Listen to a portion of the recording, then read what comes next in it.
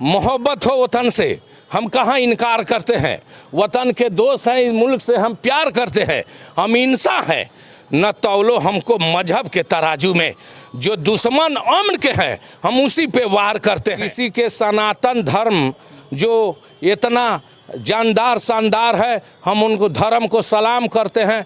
वो धर्म पर टिप्पणी करेगा तो कहीं से हम लोग ईमान वाले हैं, छोड़ेंगे नहीं। सनातन धर्म को जो बुरा बताता है उन पर माने ये देशद्रोही का मुकदमा उन पर हम लागू करेंगे। कि खुदा किसी को ऐसी खुदाई न दे कि अपने से वह दिखाई न दे। तो उनका बच्चा जो बयान दिया है उनको तुरंत माफ़ी मंगवा देना चाहिए। लेकिन वो गुरूर में है, घमंड में है, तकब्बुर में है, तो उनका भी मुख्यमंत्री का भी तकब्बुर को तोड़ दिया जाएगा। जो जबान उनका चल रहा है वो जबान को लगाम लगावे, माफ़ी मांगे, और नहीं तो सनातन धर्म वाले, मुस्लिम धर्म वाले उनका जबान को लगाम लगाना जानता है। इससे डसेगा कौन मुझे जानता हूँ मैं, लेकिन किसी का खौफ कहाँ मानता हूँ मैं। जंगल हो या कोई आस्तीन का सांप, सांपों के सारे नस्लों को पहचानता हूँ मैं। तमिलनाडु के मुख्यमंत्री एमके स्टालिन के बेटे उदयनिधि स्टालिन कहते हैं कि सनातन धर्म को विरोध नहीं बल्कि जड़ से सफाया कर देना चाहिए। और साफ साफ यह भी कहते हैं कि हम अपने होशो हवास में बोल रहे हैं, इसका कोई प्रारंभ नहीं है, कोई ये धर्म है ही नहीं है। बीमारी डेंगू कोरोना की तरह महामारी की तरह सनातन धर्म को बताते हैं। इसी मुद्दे पर बात करने के लिए हम पार्टी के प्रखंड अध्यक्ष अंजार खान हमारे साथ हैं। उदयनिधि स्टालिन सनातन धर्म को डेंगू, मलेरिया, कोरोना की तरह महामारी की तरह बीमारी की तरह बताते हैं, क्या कहेंगे आप? उदयनिधि नाबालिग हमको लगता है कि वो नाबालिग है। उनका जबान जो बेलगाम चला है, ये बेफजूल बात को बोले हैं। वो सनातन धर्म तो बहुत पुराना धर्म है, बहुत अच्छी धर्म है, हम लोग मान सम्मान देते हैं। और धर्म पर किसी के टिप्पणी करने वाला को हम लोग, किसी का भी धर्म हो, धर्म धर्म है, तो अगर धर्म पर वार करता है तो हम लोगों मिलकर उनका बहिष्कार भी करेंगे और उन पर केस भी ठोकेंगे। जो जबान उनका चल रहा है वो जबान को लगाम लगावे, माफ़ी मांगे, और नहीं तो सनातन धर्म वाले, मुस्लिम धर्म वाले उनका जबान को लगाम लगाना जानता है, उन पर FIR ठोकेंगे और मानहानि का केस करेंगे उन पर। लेकिन जैसे आपने कहा कि नाबालिग है, बोलने में बचपना है, दिमाग नहीं है, लेकिन अपने होशो हवास में बोल रहे हैं कि सनातन धर्म कोरोना की तरह है, महामारी की तरह है, बीमारी से कोई ये नहीं है। होश में बोले हैं तो होश ठिकाने लगा देंगे। अगर किसी के धर्म पर उसको महामारी के तरह और मलेरिया के तरह बता रहे हैं, वो कौन धर्म के हैं? उनका क्या धर्म है?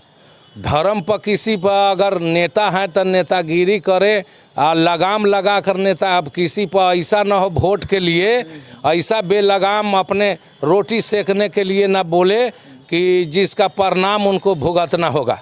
बता देते हैं, उनको समझा देते हैं, हमारा मैसेज देखे और लगाम लगावे और माफ़ी मांगे, और नहीं तो हम लोग उनको सबक सिखा देंगे। तमिलनाडु के मुख्यमंत्री उनके पिताजी एमके स्टालिन हैं और वह मुख्यमंत्री पद पे हैं, प्रतिष्ठित पद पे है, और एक धर्म अपने देश को रिप्रेजेंट करते हैं, राज्य को रिप्रेजेंट करते हैं। कुछ दिन पहले आपने सुना होगा कि बिहार के एक पत्रकार थे मनीष कश्यप, फर्जी खबर शेयर करने के मामले में उन पर NSA लगा दिया जाता है और देशद्रोह साबित कर दिया जाता है। लेकिन जब उनके खुद बेटे 100 करोड़ सनातनियों के आस्था को ठेस पहुंचाते तो उस पर NSA लगना चाहिए कि नहीं? सनातन धर्म को जो बुरा बताता है उन पर माने ये देशद्रोही का मुकदमा उन पर हम लागू करेंगे। उनके बेटे को बचा रहे हैं, मुख्यमंत्री हैं, तो कितना दिन मुख्यमंत्री रहेंगे? अगर मुख्यमंत्री भी हैं तो कानून में, हाँ, कानून को हाथ में ले लेने का पावर अधिकार किसी को नहीं है। कानून अटल है और कानून अपना पुख्ता काम करती है। विधि व्यवस्था को अगर भंग करेंगे तो कानून सबके लिए, छोटा बड़ा सबके लिए बराबर है। कानून एक नज़रिया से सारे लोगों को देखती है। उनको इसका जो बोले हैं वो भुगतना होगा। अब हम लोग भुगताएंगे, उनको छोड़ेंगे नहीं हम लोग।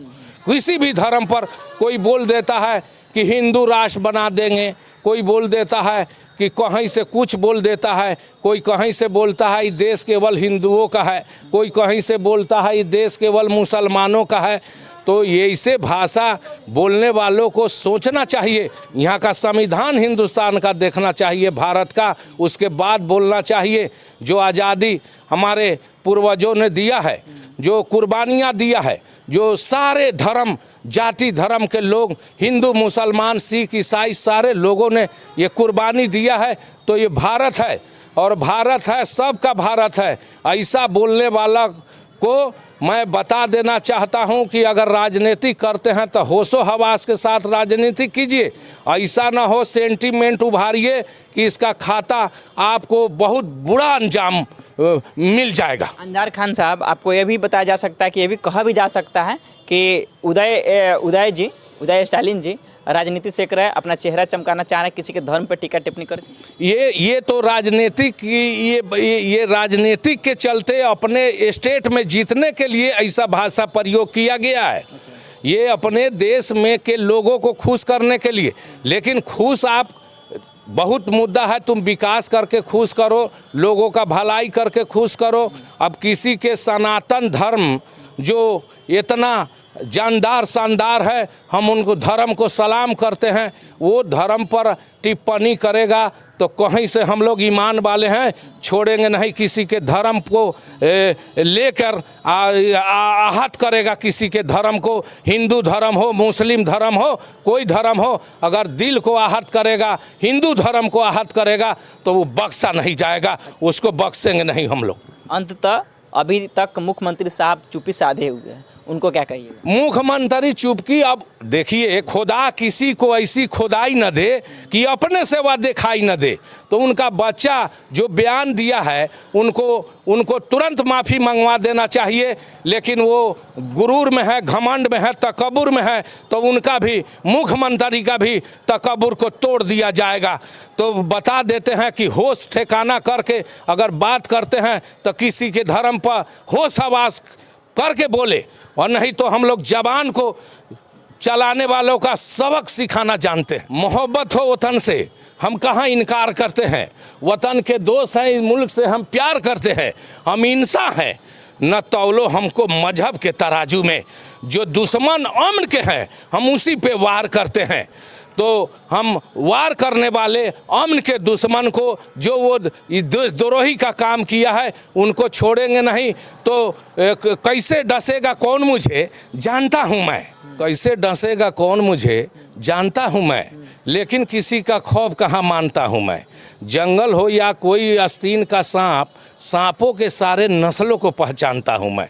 तो ये सांप के नस्ल को हम लोग पहचानते हैं, हम लोग कुचलना जानते हैं। तो होश हवास में रहे और दीजिए हमको विदा। नमस्कार, बहुत बहुत धन्यवाद आपका। तो उदयनिधि स्टालिन के बयान पर आप क्या सोचते हैं, अपना राय कमेंट बॉक्स में जरूर लिखेगा। बाकी वीडियो देखने के लिए आप सभी दर्शकों का बहुत बहुत धन्यवाद। जय हिंद, जय बिहार।